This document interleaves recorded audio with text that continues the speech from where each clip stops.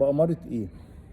بأمارة إيه اللي واقف في الشمس بيشتغل في الحدادة، والّا واقف قدّام فرن عيش بيشتغل في المخبز، أو غيره، وغيره. طبعًا لا نبخس الناس دي يعني إمكانياتهم، وإن دي حاجة صعبة، لكن دي مقدمة على إن من أصعب الحاجات بدل ما تبقى حاجات بدنية، ودي حاجة صعبة.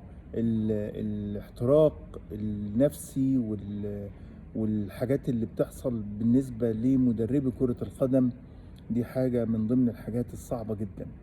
ألف مليون سلامة لكابتن إيهاب جلال الخلوق المحترم، اللي أصيب بوعكة صحية صعبة بعد مباراة الإسماعيلي الأخيرة في كأس مصر.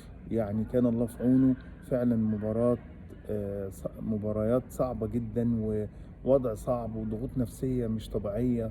وكان الله في عون المدربين اللي بيقفوا على خط الملعب، بيقعدوا يتكلموا مع اللعيبة، وبيقعدوا يعني يشوفوا سيناريوهات جوه الملعب، بيحترقوا داخليا. فدي مهنة صعبة جدا، مهنة التدريب.